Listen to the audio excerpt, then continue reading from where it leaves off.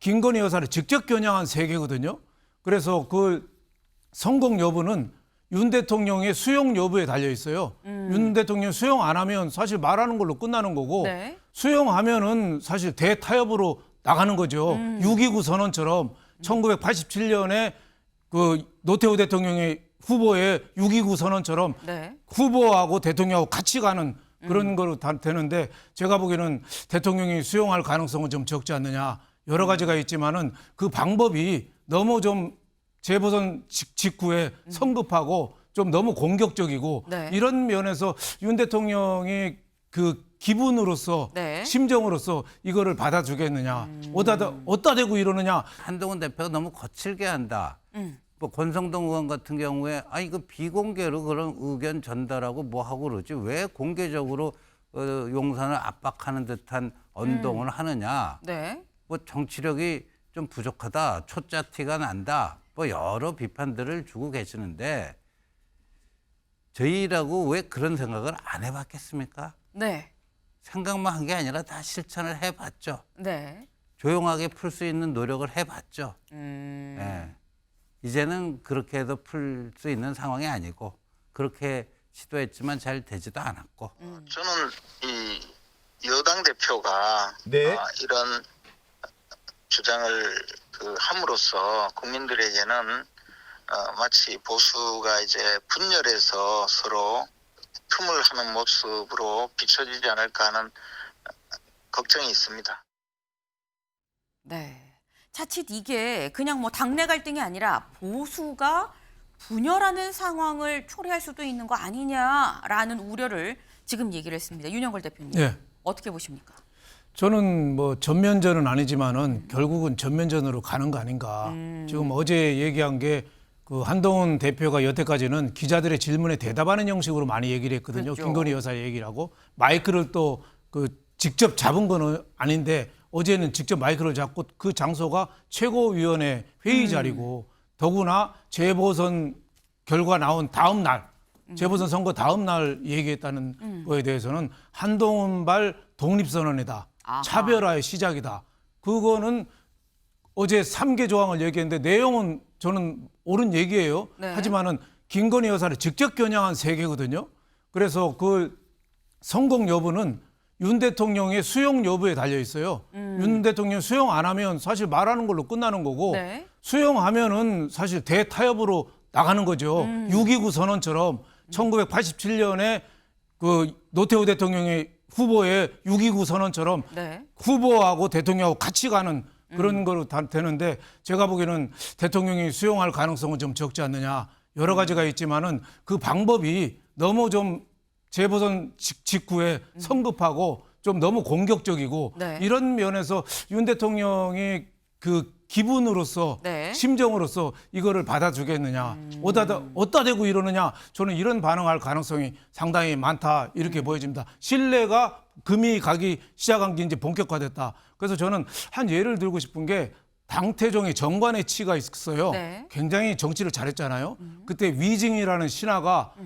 당태종하고 궁합이 잘 맞았는데 네. 그분이 당태종 보고 뭐라고 그랬냐면은 저는 폐하 충신 대신에 양신이 되게 해주십시오 그랬어요. 충신은 옳은 얘기만 하다가 왕도 폭군이 되고 자기도 일찍 죽는데요. 근데 양신은 왕을 좋은 방향으로 잘 끌고 가서 나라를 태평성대로 만든다는 거죠. 그래서 어제 한동훈 대표의 얘기는 저는 전적으로 내용은 좋지만은 네. 그 방법이나 절차나 여러 가지 방법이 고양이 목에 방울 다는 방법이 여러 가지가 있는데 좀 너무 거칠지 않았느냐 저는 이런 생각을 했습니다. 네. 이게 뭐 내용은 좋긴 하지만 방법이나 어떤 이런 부분들이 좀 성급하고 좀 공격적인 부분이 있다. 그러다 보니까 전면전이 아니라고 하지만 결국 결론적으로는 전면전으로 가게 되는 거 아니냐. 아까 말씀이 한동훈발 독립선언이다라는 표현까지 지금 나왔습니다. 그러니까 지금 보수가 균열을 할 수 있는 정도도 좀 우려를 할 법하다라는 지금 그런 말씀인 건데 김재원 최고위원 말고 홍준표 대구시장이 SNS에 이런 글을 올렸습니다. 같이 볼까요? 원조 김여사 라인으로 벼락 출세한 사람이 여사 라인 7인방 제거하라는 요구는 참 어이없고 황당한 주장이다. 서울의 소리 녹취록을 들어보면 원조 김여사 라인은 바로 그대 아닙니까? 라고 얘기를 했어요. 그래서 서울의 소리 녹취록이 뭔데? 서울의 소리 녹취록을 좀 같이 보시죠. 어떤 내용이었었냐? 이 부분을 얘기하는 것으로 추정이 됩니다. 근데 그때 당시에 이 기자와의 대화에서 누나 동훈이 형 전화번호 모르나? 한동훈 왜? 무슨 일이 있어? 내가 지금 제보 좀 할 게 몇 개 있는데 그럼 나한테 줘. 아니, 나한테 주는 게 아니라 내가 번호를 누구 걸 줄 테니까 거기다가 해. 그럼 내가 한동훈이한테 전달하라고 그럴게. 라고 얘기를 했었던 걸 얘기를 하면서 원조 김 여사 라인은 그대 아닙니까? 라고 얘기를 했다라는 거죠. 이 부분 임세훈 의원님 어떻게 보세요? 한동훈 대표는 원조 김 여사 라인인 겁니까? 아닙니까? 그러니까 저는 사실 요새 좀 혼란스러워요. 네. 누가 김 여사 라인이고 누가 윤석열 대통령 라인이고 뭐 라인인지 좀 혼란스러운 영역이 있습니다. 뉴스 너무 많이 나오고요.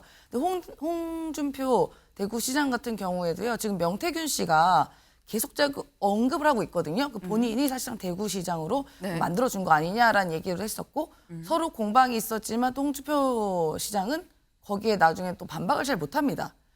그리고 홍준표 시장은 어떻게 보면 라이벌이었었고 명태균 씨가 만약 그 여론조사 조작을 했던 가장 큰 피해자인데도 불구하고 지금 또 이런 얘기를 하는 게 도대체 어디부터 잘못된 건지 사실 잘 모르겠습니다.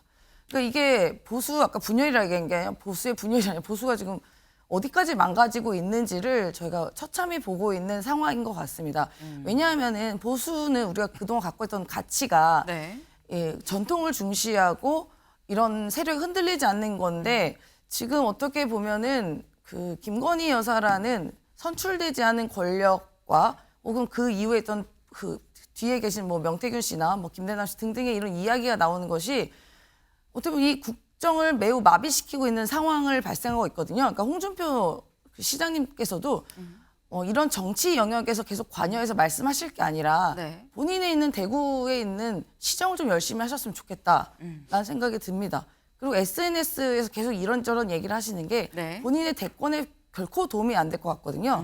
그럼 보수의 가치를 좀 제발, 그러니까 저는 왜 그러냐면요.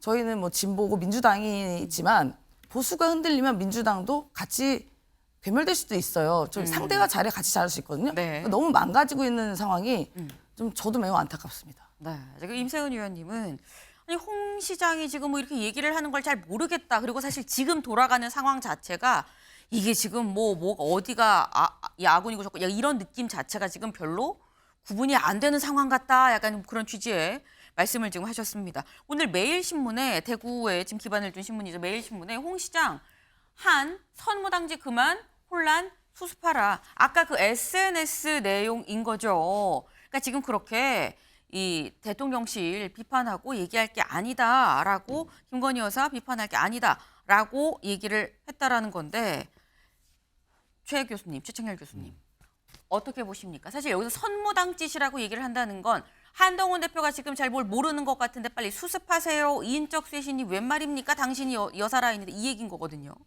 홍준표 시장 말씀에 전혀 동의할 수 없어요. 개인적으로. 이 선거가 그저께 끝났잖아요. 10월 16일 날.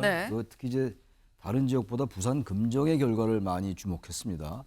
당연히 금정은 이제 여당이 이기는 거로 생각했는데 워낙 뭐 당정 지지율이 안 좋고 뭐 여태까지 하신 것들처럼 뭐 지금 대통령실 여러 가지 민심이 악화돼 있는 상황이라서 네. 야당 후보는 단일화돼 있는 상황이었고 금정 선거가 말이죠.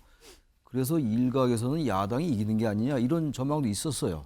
나도 이겼단 말이에요. 이겼는데 꽤 큰 차로 이겼잖아요. 네. 강화군수가 이긴 표차봐도 큰 차로 이겼다고요. 저는 그거 보면서 한동훈 대표가 직접 출마한 건 아니지만 지난 전당대회 때 63%로 이겼잖아요. 그때도 한동훈 대표가 대단히 어려운 상황이었어요. 상황 자체가. 그런데 어떤 63%로 이겼어요. 근데 이 지금 당선된 수치가 비슷하더라고. 61%인가 그래요. 네. 이번에 이제 금정에서 당선된 금정구청장. 구청장. 네. 제가 볼 때는 홍준표 시장이 지금 저렇게 얘기할 시기가 아닌 것 같아요. 말씀이라는 게 언제 말하냐에 따라서 의미가 달라지는데 선거에 어쨌든 이긴 거는 계속 한동훈 대표가 뭐 최고위원 날 바로 거치게 얘기를 했다고 합니다만 계속 얘기해 왔던 거예요. 대외활동 중단하라고 하기 전에 이제 대외활동 자제하라고 그랬던 게 이제 중단으로 바뀐 것이고 네. 김 여사 관련 인적소신 하라고 얘기했던 거 아니겠어요. 그리고 도이치 주가 조작 사건에 대해서 의혹 사건에 대해서 국민이 납득할 결과를 내놔라. 네. 그게 선거 때 했던 얘기였어요. 근데 그게 받아들여진 걸 해석하는 거예요, 우리는. 선거란 게 그런 거 아닙니까? 그래서 선거를 우리가 의미를 해석하고 분석하는 거 아니겠어요? 네. 근데 다음날 저렇게 선무당직 그만하라고 하면 그걸 한동훈 대표에게 힘을 실어준 부산금정이나 강화의 그 유권자들은 뭐가 되는 겁니까? 대구시장인 우리 홍 시장께서 네. 당대표도 여러 번 하셨고 대권 주자셨고 근데 왜 자꾸 저렇게 말씀하시는지 모르겠어요. 전 민심과 좀 괴리된 말씀이 아니겠느냐라고 저는 생각을 합니다. 네. 이번 10월 16일에 있었던 재보궐선거에서 금정구청장 압도적으로 이 국민의힘이 이겼는데 그 얘기인즉슨 한동훈 대표의 얘기에 민심이 반응하고 지지한다는 얘기 아니냐. 근데 왜 민심에 역행하는 SNS 글을 올리느냐. 오히려 홍 시장이 좀 자제를 해야 된다라는 좀 그 말씀이에요. 네. 근데 지금 아까 잠깐 얘기 중에 나왔습니다만 지금 뭐 전면전 얘기도 있지만 관건은 이걸 그러면 대통령실에서 한동훈 대표는 첫째, 둘째, 셋째하고 얘기를 했죠. 이걸 대통령실에서 어떻게 받아들이느냐, 뭘 받을 것이냐, 받을 거냐 말 거냐. 이게 사실 진짜 중요한 포인트다라고 아까 말씀을 하셨어요. 그러면 지금 용산 대통령실은 어떠냐? 다음 기사 좀 볼까요? 재보선 다음 날 청구서 날린 한 용산 독대 앞두고 맞대응 자제입니다. 네. 일단 용산에서는 딱히 맞대응을 하지 않고 있습니다. 맞대응을 자제하고 있다. 하지만 자제는 하고 있지만 다음 기사 보시죠. 다음 기사. 네. 대통령실 한 3대 요구에 바로 싸움 걸어온다. 불쾌감. 네. 딱히 직접적으로 대응은 안 하고 있지만 속마음은 이렇더라라는 겁니다. 대통령실은 여기 볼까요? 이날 재보선 다음 날 즉각 한 대표가 김 여사 관련 3대 요구를 밝히자 선거가 끝나자 바로 싸움을 걸어온다며 불쾌해하면서도 입장이 없다며 공식 반응을 내놓지 않았다. 다음 주 초 예정된 윤 대통령과 한 대표의 독대까지 무대응 기조 방침을 유지하기로 한 거다라는 내용입니다. 네. 근데 지금 이게 뭐 단순 불쾌감인 거냐, 뭐 독대까지는 우리가 좀 기분은 좀 나쁘지만 참을 거야. 그 정도 선인 거냐? 다음 기사까지 좀 이어서 보고 얘기를 좀 이어가 보죠. 한이 드라이브 걸어도 용산 침묵, 김 여사 문제 해결, 산 넘어 산입니다. 네. 비슷해요. 뭐 자제하고 침묵하고 비슷하긴 한데 여기를 좀 보겠습니다. 대통령실 고위 관계자는 조폭도 넘버 2가 넘버 1 등에 칼을 꽂진 않는다라고 했다. 오는 21일 예정된 대통령과의 독대를 앞두고 이제 거듭되는 한 대표의 김 여사를 겨냥한 공격이 선을 넘었다라는 취지다. 다른 관계자는 한 대표가 민심을 오판하고 독대 등 판을 깨려는 건 아닌지 의아하다라고 얘기를 했다는 겁니다. 네, 지금 넘버 2, 넘버 1 뭐 이런 얘기가 지금 나오고 있어요. 신조어 부총장님. 네. 한 대표는 조직에서 나온 겁니까? 아니 그 맞대응을 자제한다고 그렇게 뽑혔는데 저도 그 조선일보의 저 부분을 읽었거든요. 새벽에. 네. 네. 그 맞대응 자제한다면서 저렇게 심한 표현들을 또 하시네. 이렇게 했는데 아니 조폭도 넘버 2가 넘버 1 등에 칼을 꽂고 뭐 그러지는 않는데 어떻게 한동훈은 대통령한테 그러느냐 그 얘기잖아요. 네. 참 저런 인식을 한다는 것 자체가 제 스스로가 좀 참담해집니다. 왠고하면 이게 그런 뭐 사인 대 사인의 관계가 아니잖아요. 네. 공인 대 대통령과 여당 대표의 공인 대 공인의 관계입니다. 그 공사를 지금 혼동을 하고 있는 것 같고요. 인간관계에 있어서도요. 그다음에 이제 한동훈 대표가 너무 거칠게 한다.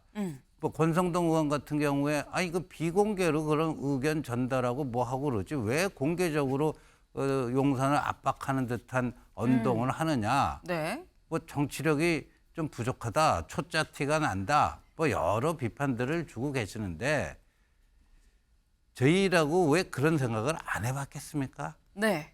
생각만 한 게 아니라 다 실천을 해봤죠. 네. 조용하게 풀 수 있는 노력을 해봤죠. 예.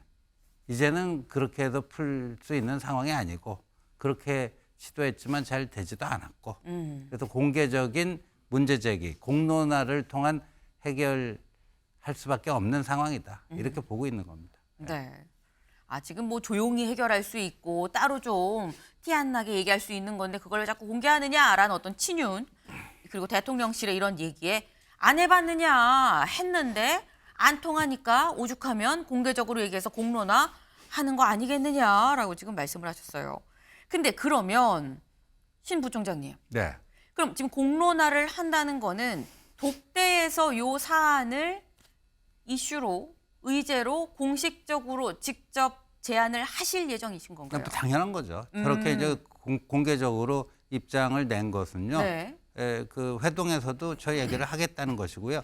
아마도 거기에 대해서 이미 이제 한동훈 대표가 무슨 얘기를 할지 용산에서 다 파악한 거 아닙니까? 네. 거기에 대해서 이제 대통령께서 뭐 답을 갖고 나오시겠죠. 그래서 답을 주시면 거기에 대해서 또 한 대표는 한 대표 나름대로 네. 그리고 세상의 모든 일이 한쪽이 원하는 게 100% 되는 건 없잖아요.